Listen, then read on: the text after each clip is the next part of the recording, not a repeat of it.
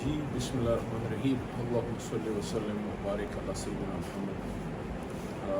تین چار بڑے اہم ایشوز ہیں۔ ایک تو بہت جو ملک کے لیے بھی اہم ہے، کل ہم گئی بھی ہیں اس پہ، اور پٹیشن ہماری جماعت نے جو ہے وہ جمع کر دی ہے سپریم کورٹ آف پاکستان میں۔ ہم نیب امینڈمنٹس کے خلاف ہم چلے گئے ہیں، اور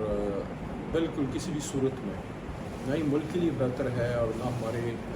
جو انصاف کا نظام ہے، انصاف کا نظام ہے، اس کے لیے بہتر ہے۔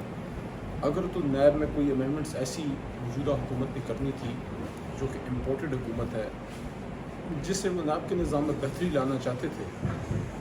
تو اس کا تو طریقہ کار یہ تھا کہ کم از کم ایٹ لیسٹ اگر قومی اسمبلی میں اس وقت اپوزیشن نہیں ہے تو سینٹ میں تو ہے، وہاں اس کو لے کے آ جاتے، اور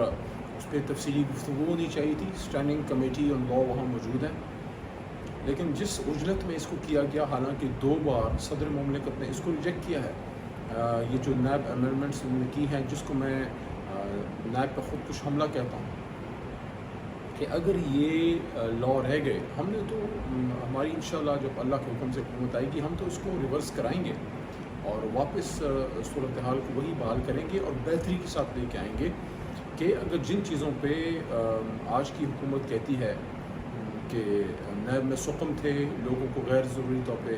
جو ہے وہ کسٹڈی میں رکھا جاتا تھا 90 دن، یا پولیٹیکل جو لوگوں کی ایفیلیشنز ہیں وہ چینج کرنے کے لیے نیب کو یوز کیا جاتا تھا، تو جو سقم ہے وہ آپ دور کر دیں۔ یہ تو ایسے ہی ہے جیسے کسی اسپتال میں کوئی دوائیاں کم ہیں، یا وہاں کسی وارڈ میں ایکوپمنٹس کی کمی ہے، یہاں ڈاکٹرز کی کمی ہے، یا کوئی اور ایشو ہے اس میں۔ فار ایگزامپل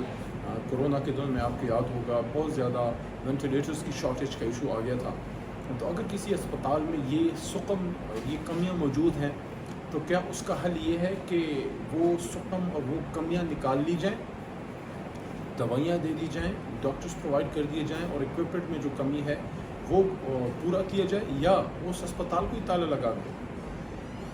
یہ تو انہوں نے ایسا کیا ہے کہ احتساب کے نظام کو تو تالا لگا دیا کہ 3 4 5 تو اس میں ایسے انہوں نے امینڈمنٹس کی ہیں جس پہ تفصیلی میں بات کر بھی چکا ہوں، لیکن اس کو مستقل ہم نے کرتے رہنا ہے کہ ایک تو وائٹ کالر کرائمز کی انہوں نے بنیاد ہی الٹی کر دی ہے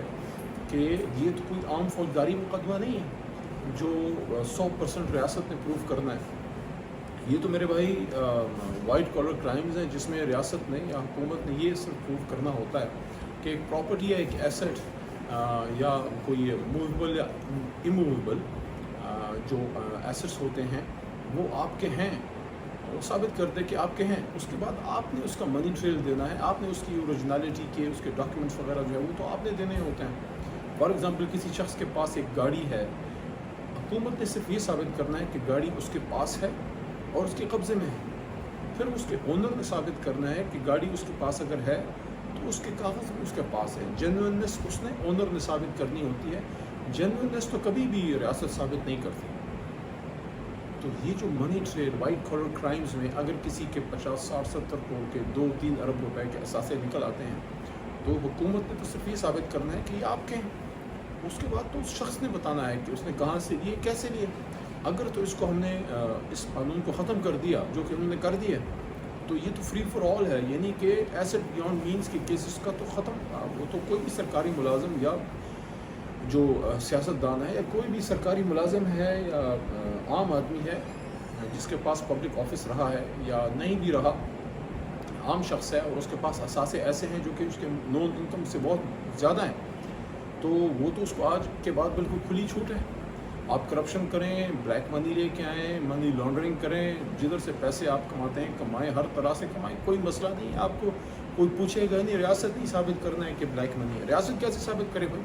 ایک آدمی نے یہاں کوئی غلط کام کیا ہے، اس کے پیسے اس نے لنڈن میں یا سوئٹزرلینڈ میں یا امریکہ میں یا کسی اور جگہ پہ اس نے اسکینڈینیویا میں لے لیے ہیں، اب حکومت تو نہیں ثابت کر سکتی، یہ تو اب اس شخص نے بتانا ہے کہ اس نے جو پیسے باہر لیے ہیں وہ اس نے کس مد میں لیے ہیں۔ بلکہ انہوں نے تو یہ بھی شاید اس میں جو ہے وہ سیکشن ریزائن میں بھی نہیں چینج کر دی ہے کہ جو فورن کا آپ کا ہے ایویڈنس وہ ایکسیپٹیبل ہی نہیں ہے، تو اگر فورن کا ایویڈنس یہاں آپ ایکسیپٹیبل نہیں ہے تو اس کا مطلب ہے کہ جو آف شور اکاؤنٹس ہیں یا جو اوورسیز آپ کے اکاؤنٹس ہیں، جو سوئس اکاؤنٹس ہیں جس کے بھی ہیں یا اور کسی ملک میں ہیں، سو اب آپ اس کے جواب دے نہیں کہ پاکستانی ہوتے ہوئے یہاں کسی اہم عہدے پہ ہوتے ہوئے یہاں سے آپ یہاں رہے، آپ نے باہر کوئی بزنس نہیں کیا، یہاں آپ نے کاروبار سٹارٹ کیا یا بزنس سٹارٹ کیا، باہر آپ کے بے انتہا ثاثے بن گئے، اس کے آپ جواب دیں نہیں ہیں۔ بڑی عجیب سی بات ہے۔ پھر سب سے اس میں ایک بڑی امپورٹنٹ چیز ہے کہ اس کو آپ نے نیب امینڈمنٹس کو آپ نے اس طریقے سے کر دیا ہے کہ وہ ادارہ جو نیب کا احتساب کا ادارہ ہے، عام طور پر احتساب کس کا ہوتا ہے؟ راستے میں بیٹھے کسی پنکچر لگانے والے کا، یا کسی بینک میں کسی گارڈ کا، یا کسی پی این کا، یا کسی بیرے کا کو تو آپ نے احتساب اس کا نہیں کرنا ہوتا ہے۔ احتساب تو آپ نے اس کا کرنا ہے جو پوزیشن آف پاور میں بیٹھا ہو، جو کہ طاقت میں بیٹھا ہو، جو کہ کسی جگہ ڈپٹی کمشنر رہا ہو، سیکٹری رہا ہو، جو منسٹر رہا ہو، جو پاورفل ایم این اے رہا ہو۔ تو جو احتساب کا ادارہ تھا نیب کا، پہلے صدر مملکت کے نیچے تھا۔ وہ نیب آپ کا جو ہے وہ حکومت وقت وزیر اعظم، وزرائے کرام اور وزیر اعلیٰ ان کو جواب دہ نہیں تھا، بلکہ ان سے الٹا پوچھ کرتا تھا۔ اب پوچھ نہیں کرے گا، اب ان کو جواب دے گا، یعنی کہ انٹیریئر منسٹری وزارت داخلہ کے نیچے کر دے کہ اگر جو نیب کا چیئرمین صبح وہ سلام کے لیے ٹیلی فون کرے گا یا حاضری دے گا سلام کی وزیر داخلہ کے پاس، تو وزیر داخلہ تو وزیر اعظم کے نیچے ہے۔ تو جو شخص وزیر داخلہ کو جواب دے ہے، وہ وزیر داخلہ سے یا وزیر اعظم سے یا اس کے وزیروں سے یا حکومت سے یا باقی بیوروکریٹ سے کیا سوال جواب کرے گا؟ کر ہی نہیں سکتا۔ تو عملی طور پہ آپ نے احتساب کے نظام کو بالکل کارنر کر دیا ہے۔ تو یہ بہت بڑا ظلم کیا ہے، اور اس پہ انشاءاللہ ہم گئے بھی ہیں، اور مجھے امید ہے کہ سپریم کورٹ آف پاکستان اس پہ ہمیں مکمل اعتماد ہے، وہ اس کا ایک بہترین فیصلہ وہ کرے گی۔ دوسرا جو بڑا اہم ہے کہ افغانستان میں جو ارتھ کوئک زلزلہ آیا ہے پکتیکا پروونس میں، اور بہت زیادہ اس میں لوگوں کو جو ہے نقصان اٹھانا پڑا ہے، اس سلسلے میں حکومت پاکستان کا وہ رول جو ہے وہ نظر نہیں آ رہا۔ افغانستان کے ایشو پہ وزیر اعظم عمران خان صاحب نے OIC کانفرنس بلائی، اور پاکستان کی تاریخ میں پہلی بار اتنے بڑے لیول پہ بہت سالوں بعد اتنا بڑا ایکٹیویٹی انہوں نے کی، اور پھر 2 مہینے بعد دوبارہ بھی بلائی۔ تو میں تو توقع رکھتا ہوں کہ شہباز صاحب جو ہیں وہ کوئی جو انہوں نے اپنے کیسز معاف کرانے اور کرپشن کو جاری کرنے اور اس کو حلال کرنے ان کے لیے جو NRO2 خود کو انہوں نے اور ان کی حکومت نے اپنے آپ کو نیب امینڈمنٹس کی شکل میں دیا ہے، تو کچھ جو کرنے والے کام ہیں اس طرف آئیں، جو ایک حکومت کی رسپانسبلٹی ہوتی ہے۔ ہمارا برادر اسلامی ملک ہے، اور اس میں NGOs اور کچھ پرائیویٹ سیکٹر کے لوگ تو خدمت کے لیے نکل پڑے ہیں،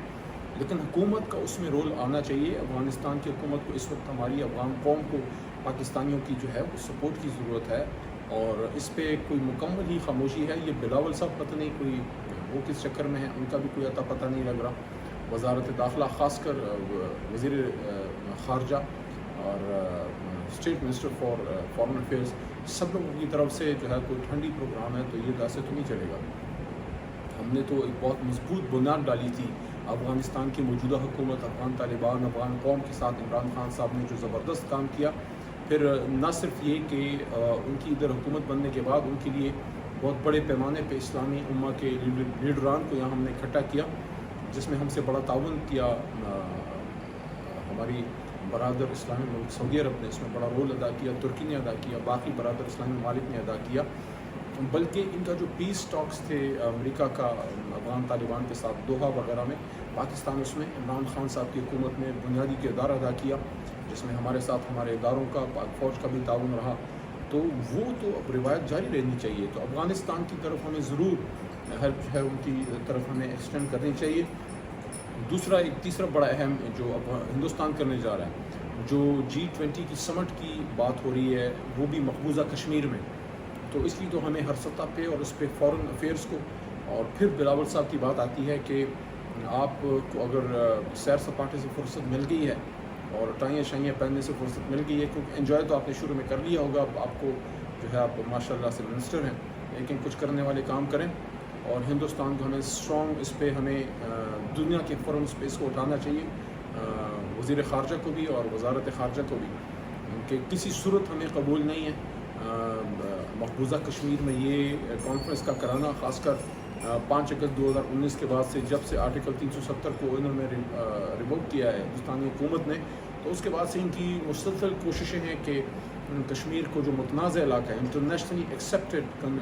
ये टेरिटरी है, डिस्प्यूटेड, तो वहाँ पे इस तरह की समिट का कराना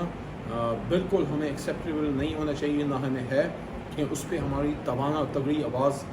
वो आनी चाहिए, और बहुत ही वो ज़रूरी है। और आखिर में एक बहुत ज़रूरी बात जो कि देखें, ये मुल्क अल्लाह रसूल के नाम पे ये मुल्क बना है, ला इलाहा इल्लल्लाह मुहम्मदुर रसूलुल्लाह सल्लल्लाहु अलैहि वसल्लम के नाम पे बना है, और हमें जो इकनॉमिक सिस्टम जिस पे हमने इस मुल्क को चलाना था वो था इस्लामिक बैंकारी,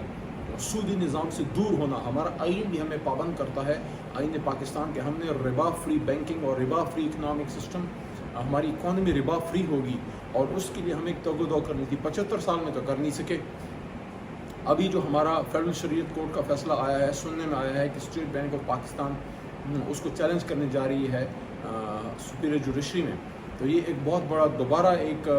सवालिया निशान खड़ा हो जाएगा हमारी हुकूमतों पे और हमारे जो स्टेट बैंक है कि क्या हम कायद आज़म के उस फरमान से भी पीछे हट गए जो 1948 में कायद आज़म ने स्टेट बैंक को किया था, जिसमें उन्होंने फरमाया था वो इस्लामिक बैंक की तरफ लेके गए थे। इस पर मैं तफसीली बात भी करूँगा, लेकिन आज सिर्फ इतना मैं ज़रूर कहना चाहता हूँ कि बहुत ज़रूरी है कि हम सब सियासतदान, आम पाकिस्तानी, बिलखुसूस उलमाए कराम, और हम इस पे सामने आएँ, अपना किरदार अदा करें। फेडरल शरीयत कोर्ट तो अपना किरदार बार बार अदा कर रही है, लेकिन हुकूमतें बार बार उसको चैलेंज करने की तरफ लेके जा रही हैं। मुझे आइडिया है, मुझे अंदाज़ा है कि फौरी तौर पे हम अचानक बेहद जुम्बश कलम सब कुछ ख़त्म करके इस्लामिक बैंकारी की तरफ नहीं आ सकते, लेकिन उसके लिए एक रोड मैप तो हम दें, बजाय इसके कि उनकी तरफ से फ़ैसला आए और हम रिबा के हक़ में जो है वहाँ उसको चैलेंज करने के, सूद के ख़िलाफ़ फेडरल शरीयत कोर्ट फैसला देती है और हुकूमतें जाके उसको चैलेंज कर देती हैं। ये तो अल्लाह के गज़ब को बुलाने वाली बातें हैं, क्योंकि अल्लाह फरमाते हैं कि जो सूद करता है वो अल्लाह, यानी मेरे से फरमाते हैं अल्लाह कि अल्लाह और रसूल सल्लल्लाहु अलैहि वसल्लम से जंग करता है। तो जब हम अल्लाह रसूल से खुदा न खास्ता जंग करेंगे तो कैसे अल्लाह की मदद आएगी? तो ये चीज़ बड़ी अहम है, और इस पर आज की हुकूमत को भी किरदार अदा करना चाहिए, और स्टेट बैंक भी कोई होश के नाखुन ले और इस पर कोई प्रैक्टिकल रोड मैप दे कि भाई 75 साल बाद आखिर कब हम जना की विजन को, कायद आज़म की विजन को इस्लामिक बैंकारी की तरफ उनका था, जिसमें क्लियर फरमाया था कि आई शैल watch with keenness the work of your state bank को कहते हैं, your research organisation in devising the banking principles. Islamic system की उन्होंने बात की, और ये भी फरमाया था कि western economic system has given the world nothing but 2 world Wars. तो कि जो मगरबी माशी निज़ाम है उसने दुनिया को कुछ नहीं दिया, बल्कि 2